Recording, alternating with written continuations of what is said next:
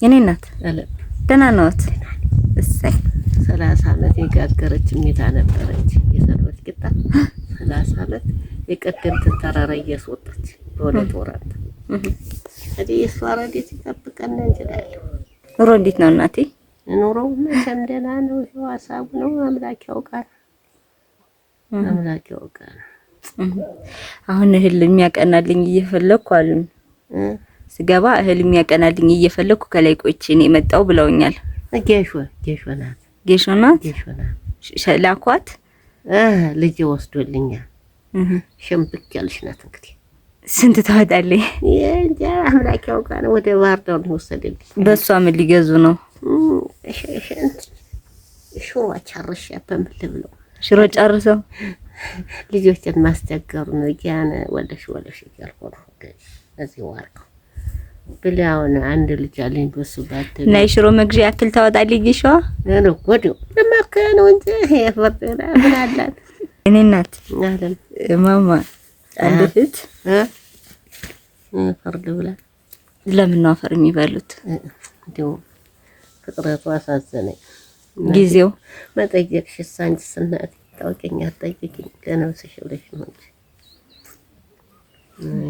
30 አመት የኔ እናት ማማ አንድ እህት ትግስት ትባላለች። ትግስት ውጭ ሀገር ነው የምትኖረው። ያንቺ ናት አይደለች? የኔ እናት አንድ እህት ትግስት ትባላለች። ውጭ ሀገር ነው የምትኖረው።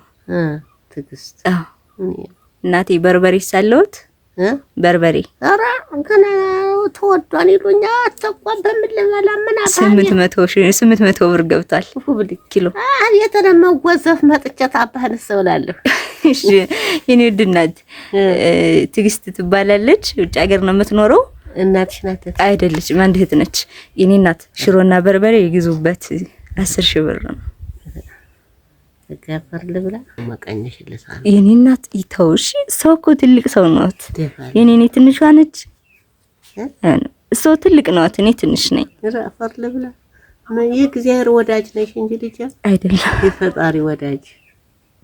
ትግስት ናት የላከችሎት። እኔ ምንም አላረኩም። እሷ ነው የሚመርቀው። ትግስት የምትባል ኖራ ውጭ ሀገር ነው የምትኖረው። እዚህ ደፋለ በልላት ተፈጥረታ ደግሞ ሳንቺ አምላክን ወዶታል። ደፋለ አሁን እቺ ስንት ብር ነው? 10,000 ብር።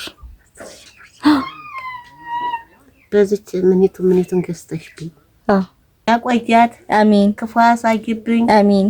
በነይ ባላት ጊዜ ፈጣሪ እንዲህ አድርጎ ተነጥፎ ይቆያት። በጣም ክፉ ያሳያት። አሜን። ክፉ ያሳያት። መንግስተ ሰማያት ያግባት። አሜን። አንቺንም እንደዚያው ይመችሽ። መንግስተ ሰማያት ያግባሽ። አሜን። ዘመዶችሽ ሁሉ ክፉ ያሳይብኝ። አሜን። ክፉ ያሳይብኝ። አሜን። እኔና ፈርድ ብላ እንዲህ ያለ መንግስት አለ ለካ ፈጣሪን የሚያውቅ። እኔ ደፋ ልበል ቦታውት የኔ እናት መንግስት አይደለም፣ እሷ ነች የላከችለው። ትግስት ናት። ትግስት ነው የሚመርቀው። አዎ እሷ ነው እንግዲህ እሷ ነው እንጂ ረደፋ ልበል ረምቦጦት ቆፋታ ሳይከት እናንተን ቢሆን አውሎ ያግባልኝ። ወላችሁ ገቦልኝ። አሜን። ተከፎ ይሳወርልኝ። አሜን። የቀን በጎ ይስጠና። አሜን።